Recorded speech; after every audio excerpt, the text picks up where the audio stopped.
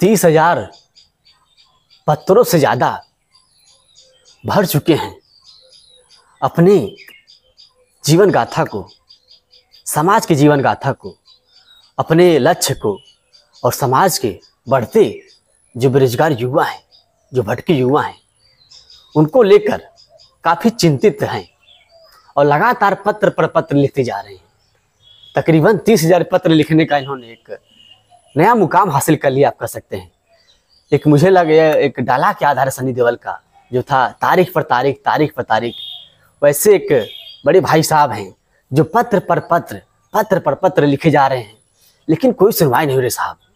अब तो आपकी सरकार आ गई पुनः, अब तीसरी सरकार आ चुकी है आपकी, अब तो कुछ इनकी सुनवाई कर लीजिए, कुछ तो करिए इनके लिए, कुछ तो करिए भारत के युवाओं के लिए। दोस्तों, आज हमारे साथ बड़े भाई साहब जुड़े हैं जो मुंबई के रहने वाले हैं। आइए कि करके इनकी बिंदुओं पर चर्चा करेंगे, इनकी क्या सुनवाई है, इनकी क्या विनती है प्रधानमंत्री से, एक एक करके बिंदुओं पर चर्चा करेंगे। तो नमस्कार तरुण मित्रों, मैं लक्ष्मण कुमार अपने यूट्यूब चैनल जौनपुरा में एक बार फिर आप सभी का स्वागत करता हूं। दोस्तों, आज हम लोग भारत के भविष्य को लेकर कुछ समाज सुधारक कह सकते हैं आप हमारे साथ जुड़े हुए हैं, इनसे आपका परिचय करवाते हैं। हालांकि महाराष्ट्र के रहने वाले हैं और अभी जौनपुर अपने गांव में आए हैं, पैतृक गांव में। एक एक करके बिंदु पर चर्चा करेंगे आपको। नमस्ते भैया। नमस्कार। अपना परिचय दीजिए कुछ। मेरा नाम धर्मेंद्र गुप्ता है जी। और जैसे कि हम भारतीय संविधान को लेकर चलते हैं, मैं बड़ी बात नहीं कहना चाहूँगा कि जिस प्रकार संविधान में लिखा है कि हम भारत के लोग, जी, शुरुआत वहीं से होती ना, preamble, we the people of India, यानी हम भारत के लोग। ये ऐसा नहीं कहा कि हम यूपी के लोग, बिहार के लोग, महाराष्ट्र के लोग, सभी लोगों को जोड़कर हम भारत के लोग कहा गया है। क्यों? क्योंकि भारत राज्यों का संघ है जी। इस प्रकार से अगर हम एक राजकीय भाषा यानी धर्म की जो संविधान की भाषा बोले, जय भारत से शुरुआत करें, कैसा होगा? आप विचार कीजिए। 4 लोग मिल रहे हैं, चल रहे हैं, जय भारत साहब, जय भारत साहब। हम जय हिंद बोलते हैं, जय भारत नहीं बोलते, जय भारत नहीं बोलते। क्यों? हमें जय भारत बोलना चाहिए, ये मेरा पर्सनल मानना है। हालांकि अपने देश में क्या है, हर व्यक्ति को अपना अपना स्वतंत्र अधिकार दिया हुआ है, लेकिन हम जय भारत बोलते हैं, जैसे हमारे देश की जय करते हैं और सामने वाले व्यक्ति को हमारे बारे में पूरी तरह से वो सक्षम हो जाता है। Yes, he is right person, यानी वो देश की बात करता है, किसी और की बात नहीं करता है। अच्छा, कब से आप महाराष्ट्र में सक्रिय हैं एक समाज सेवा? जिसका नाम है इंडियन सोशल मूवमेंट। अच्छा, इंडियन सोशल मूवमेंट। तो उसमें जाने के बाद हमें मालूम पड़ा कि इंडियन सोशल मूवमेंट क्या है, क्या नहीं है, क्या करती है। अच्छा। उस समय 2012 आ गए थे, 2 साल करते करते हमने 2012 आ गए। 2012 से जो मैं सक्रिय हुआ, तब मालूम पड़ा भारतीय संविधान क्या है। वो लोग सिर्फ संविधान की बातें करते, संविधान की बातें करते, मतलब संविधान है क्या एक्चुअली में। जब हमारे को संविधान की किताब दिखाएं, उसमें उसके आर्टिकल्स पढ़ें, प्रियम्बल्स पढ़े, तो मैंने सर को बोला, सर ये तो हम लोग स्कूल में पढ़ते थे। हाँ। बोले यही एक समस्या है कि आप स्कूल में पढ़ते थे, उसको व्यवहारिक जीवन में आपने अब तक अवलोकन नहीं किया। ये पत्र लिखने का सिलसिला कब से चालू हुआ आपका? पत्र की जो बात करें, हमने एक संगठन के साथ, यानी एक हमारी संगठन, ऐसे 25 से 30 संगठन मिल के हमने टारगेट रखा था कि राष्ट्रपति और प्रधानमंत्री को ये लेटर लिखे जाएं कि हमारी 5 मांगे हैं। अच्छा, क्या 5 मांगे हैं? जैसे कि भारत में चाहते कि हमारे भारत देश का विकास हो जी। भारत का हर युवा, हर बेरोजगार और हर बेघर और हर सामान्य से सामान्य नागरिक को इस देश में अच्छी सेहत, अच्छी रोजगार सब मिले। एक साधारण सा प्लान है, भले हमारे देश की आबादी इतनी है, लेकिन हर समस्या है तो उसका हल भी होता है। तो 5 प्लान आपके क्या हैं? पहला प्लान जो था, हमने मांग की थी, इसके जरिए बहुत सारे संगठन ने लेटर भेजा, कुछ लोगों के लेटर पहुंचे, कुछ लोगों के नहीं पहुंचे। अच्छा। हमने लगभग 30,000 लेटर की बात आपने जैसे शुरुआत की थी, वो लिखे हैं। बिल्कुल, वो हम आपको किसी दिन समय में हम आपको दिखाएंगे भी। अच्छा। यानी कि हम अकेले संगठन नहीं, ऐसी बहुत संगठन है जो भारत देश के विकास चाहती है, सोचते हैं उनके बारे में, सोचते हैं, लेकिन बोलते ना सब अलग अलग बिखरे हुए हैं। ये संगठन जब एक दिन आ जाए एकत्रित, तो शायद कुछ बदलाव हो जाए, ज्यादा कुछ नहीं है। तो पहली मांग आपकी क्या है? पहली हमारी मांग ये है, जैसे कि आपको बता देते हैं जी, कि भारत में आज शिक्षा व्यवस्था जो है। अच्छा, पहले एजुकेशन पर है। पहला एजुकेशन पे। अच्छा जी, बताइए। जो एजुकेशन सामान्य रूप से सभी को मिल रही है, वो सारी शिक्षा है ना सरकार के अंतर्गत है, कोई प्राइवेट ना हो। जितनी शिक्षा संस्थाएं हैं जी केजी से पीजी तक की शिक्षा जी वो सारी गवर्नमेंट के अंदर आए। इससे क्या होगा, सारा नियंत्रण गवर्नमेंट के ऊपर होगी, सारा खर्चा गवर्नमेंट वहन करेगा, जिससे एक गरीब तबका का और एक उच्च वर्ग का व्यक्ति सामान्य रूप से पढ़ेगा। अगर ये सामान्य लेवल में की बात आ जाए तो हमारे देश में पहली चीज मिट जाएगी, अमीरी और गरीबी का। जी, असमानता जो थोड़ा सा असमानता है ना हमारी, अमीरी और गरीबी का कम हो जाएगा। अगर पढ़ा लिखा व्यक्ति है तो हम जैसे कि एग्जाम्पल एक बिजनेसमैन का लेते हैं। एक बिजनेसमैन का बेटा नहीं चाहता है कि मेरा बेटा किसी म्यूनसिपल स्कूल में पढ़े, सरकारी जिला परिषद स्कूल में पढ़े जी, या प्राथमिक स्कूल में पढ़े। अगर महाराष्ट्र में जाएंगे या नगरों में जाएंगे, शहरों में जाएंगे, नगर पालिका की स्कूल में आ जाती हैं। वो हायर एजुकेशन अपने बच्चों को अच्छे से अच्छे शिक्षा देने के लिए प्राइवेट संस्था को देता है। तो यही शिक्षा में जो असमानता है, ये जिस दिन एक समान हो जाए, यानी कि एक बिजनेसमैन का बेटा, एक बड़ा आर्टिस्ट का बेटा, एक करोड़पति का बेटा और एक हल जोतने वाले का बेटा, अगर जिस दिन एक ही स्कूल में पढ़ने लगे, उसी दिन हमारे देश में पहली समानता मिट जाएगी और यहाँ से हमारे देश का पहला विकास का सीढ़ी है। अच्छा, और दूसरी मांग क्या है आपकी? दूसरी मांग ये है कि आपने स्कूल सारी संस्थाएं सरकार के अंदर कर दी जी, बहुत अच्छी बात है। दूसरी मांग है तो हमारी ये है कि सारी शिक्षा केजी से पीजी तक सरकार ने वहन करना चाहिए, सरकार ने वहन करना चाहिए, क्योंकि हमारा देश इतना बड़ा है, उसका बजट इतना बड़ा होता है कि सरकार कर सकती है जिस हिसाब से। और तीसरी क्या है?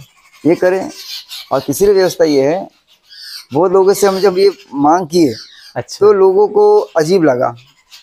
अजीब लगना चाहिए, ठीक है, लेकिन उस क्यों लग रहा है उसके पीछे कारण नहीं जानते।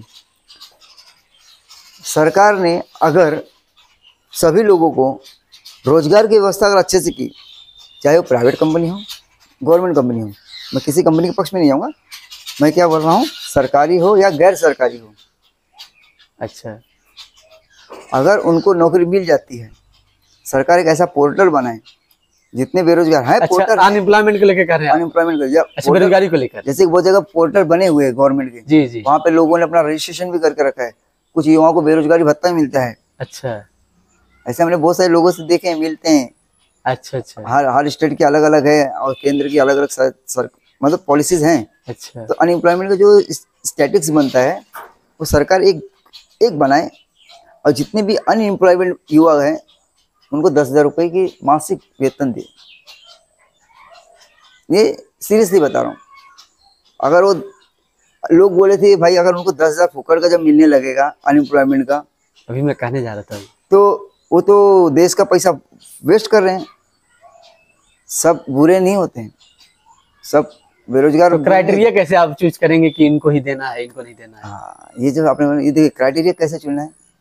अभी देखिए इस देश में शासन और प्रशासन की जो शब्द है ना, शासन बोलते किसका होता है, जिन्हें हम चुन के देते हैं वो शासन में रहते हैं।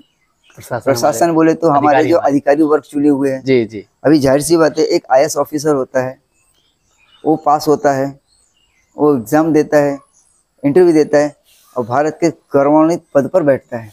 जी बराबर जी, हम वो चुन के आता है, क्यों? उसके अंदर वो काबिलियत रहती है।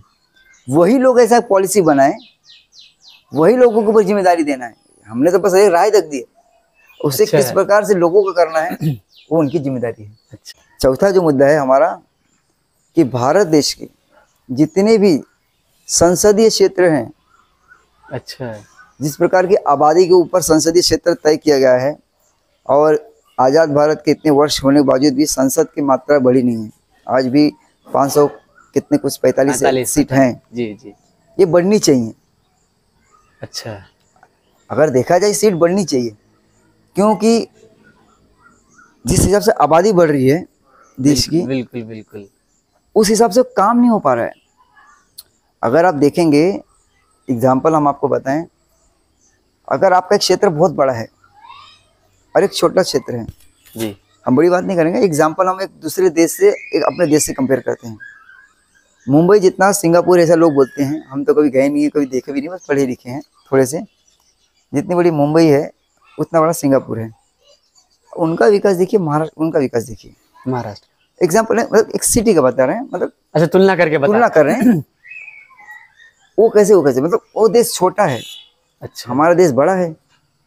वो छोटा होने के बावजूद जिस हिसाब से उन्होंने एक्शन प्लान लिया है वो ज़्यादा नहीं। 1984 में अगर उसके इतिहास देखेंगे, एकदम गरीब था वो।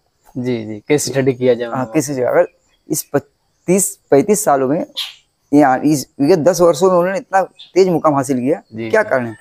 एरिया जब छोटा रहता है उस पर विकास का काम जोर दिया जाता है। हमारा जो संसदीय क्षेत्र ही इतना बड़ा है, तो कहाँ जाएंगे? सीटें बढ़ने से क्या होगा कि एरिया कम हो जाएगा। एरिया जब कम हो जाएगा तो भाई आपकी सुनाई फटाफट होगी, क्योंकि अगर आप एक केस स्टडी करेंगे, इतने लोगों के पास हमारा विधायक जा नहीं सकता। नहीं तो है। गांव में मैं देखता हूँ, मैं कभी चुनाव में था। अभी आप ग्राम पंचायत की बात करें, हमारा ग्राम प्रधान है, वो विजिट कर सकते छोटा सा अपना एरिया लेके। तो मेरी बातों को सही लग रही है, हमारे पढ़े लिखे लोग और जो विशेषज्ञ लोग हैं अगर मेरी बातों से थोड़ी सहमत है तो इसे गौर करें, मैं ये चाहूँगा। अब पांचवी क्या है? पांचवी है कि आज की सबसे बड़ी समस्या है हेल्थ इशू। इशू में ना हमने बहुत लोग को देखा है कि आदमी अपने किसी भी परिचित को, अपने किसी रिश्तेदार को, अपने इवन घर के किसी सदस्य को मरने नहीं देना चाहता। वो कैसा न कैसा करके खर्चा निकालता है, कर्जा करता है उसके इलाज कराने के लिए। अभी आज इतने प्राइवेट हॉस्पिटल जिस हिसाब से बढ़े हैं, तो सरकारी अस्पताल में लोग नहीं जा रहे हैं। कारण ये है, आपने भी अनुभव लिया होगा कहीं ना कहीं, कभी डॉक्टर मौजूद नहीं रहते हैं, उतना व्यवस्था भी नहीं रहती, व्यवस्थाएं नहीं होती जी। तो आदमी क्या करे थकार के? आबादी के हिसाब से जिस हिसाब से हॉस्पिटल होनी चाहिए उस प्रकार नहीं हो पा रही है, तो बेचारा मजबूरन में अपने पति को, अपने परिवार को, अपने सर को किसी न किसी जिंदा रखने के लिए वो प्राइवेट हॉस्पिटल जाता है, और प्राइवेट हॉस्पिटल को लूटा जाता है। कुछ अच्छे हॉस्पिटल भी, ऐसी बात नहीं है, लेकिन ज्यादातर अमूमन जो है, अमूमन आप देखे भी होंगे इसी प्रकार से होते हैं। यही चीजें हैं कि अगर हर संसदीय क्षेत्र में, मैं विधायकी क्षेत्र की बात नहीं करूंगा, संसदीय क्षेत्र में बड़े से बड़ा अच्छा हॉस्पिटल, हमारे यहाँ पे एक साइन जैसा हॉस्पिटल है जिसको लोकमान्य तिलक हॉस्पिटल बोलते हैं, बहुत अच्छी हॉस्पिटल है, नायर है, जे है। आप बताइए मुंबई जैसे शहर में उतने क्षेत्र के इलाके में 5 बड़े हॉस्पिटल हैं। लोग अपने गांव से इलाज कराने के लिए वहाँ पे जाते हैं। अगर वो सुविधाएं उस यूपी में मिल जाए, गांव में मिल जाए, बनारस में सही, आपके बनारस जिसका BHU का इतना बड़ा हॉस्पिटल है जी, कितने बड़े क्षेत्र में फैला हुआ है जी, हॉस्पिटल से, डॉक्टर से, इवन कॉलेज भी है बच्चों का जी, साइंस में भी यहाँ पे बच्चों को पढ़ाई जाती है सब। यानी कि हर संसदीय क्षेत्र में, चाहे गांव हो या कुछ भी हो, वहाँ पे एक अद्ययावत हॉस्पिटल होना चाहिए।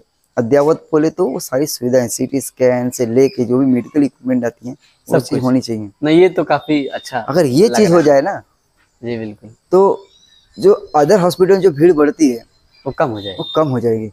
जो भीड़ कम हो जाएगी, जाहिर सी बात है डॉक्टर को जो प्रेशर आता है वो कम हो जाएगी। और सरकार ने से मैं रिक्वेस्ट करना चाहूँगा जी बिल्कुल, कि जिस प्रकार से आप इतने सालों से देश की सेवा कर रहे हैं, कुछ कुछ चीज़ों को आप अमल में लाइए। कब से आप लेटर लिखना चालू किए? ये हमने 2014 स्टार्ट किए थे। हम अकेले नहीं, कुछ 15 से 20 संगठन साथ में थे। अच्छा, अब उन्होंने कितना लेटर भेजा, हमारे संगठन बहुत पीछे से काम कर रही है, बट आगे जो संगठन एक्टिव थी हमने उनको ये जिम्मेदारी दी थी। तो किस तरह का आपने बदलाव वहाँ पर किया कि मतलब किस तरह बदलाव ये किया हमने, जैसे कि लोगों को जब हमने जानकारी दी कि हम किस प्रकार से अपना अधिकार मांग सकते हैं, ये अधिकार किस में आता है। हम बात करें किसी से अधिकार, हम अधिकार किससे मांगेंगे? अगर घर में होता है तो माँ से मांगता है, जो सामान्य जनता रोए तो किससे मांगे? सरकार से मांगे ना जी। अगर सरकार ने सारी व्यवस्थाएं की होती, आज महाराष्ट्र, मुंबई का मतलब उत्तर प्रदेश का बंदा, दिल्ली का मतलब बिहार का बंदा, मतलब हर राज्य का बंदा महाराष्ट्र में बसा हुआ है। तो क्यों बसा हुआ है? हमारे राज्य में नौकरी नहीं है क्या? इसका मतलब जिस प्रकार कुछ लोग बोलते हैं कि थोड़ी सी सुधार हुई है, कुछ कंपनियां खुली हैं जी जी, तो वहाँ पे लोग जा रहे हैं, उनको अच्छा भी लग रहा है, कुछ बहुत सारी सुविधाएं दी हैं जो काम कर रहे हैं। बट और भी मैं चाहता हूँ कि उत्तर प्रदेश और फैक्ट्रियाँ लगे, और फैक्ट्रियाँ लगे, ताकि लोग जो यूपी से माइग्रेट करके आ रहे हैं वहाँ पे। जो माइग्रेट करके जो दूसरे देश में राज्य में जा रहे हैं जाए, मना नहीं करते हैं। भारत के संविधान की ताकत है जो हम दूसरे राज्यों में विवरण करते हैं जी, वो ताकत है, इसकी वजह से हम दूसरे शहरों में आर्टिकल 19 जी। तो अगर सारे राज्यों में अपनी व्यवस्था हो जाए, एक राज्य को बोझ नहीं होगा। सरकार से एक निवेदन और है, सारी चीजें हमारे पेट का जरिया, ज्ञान का जरिया ये संविधान में छुपा हुआ है।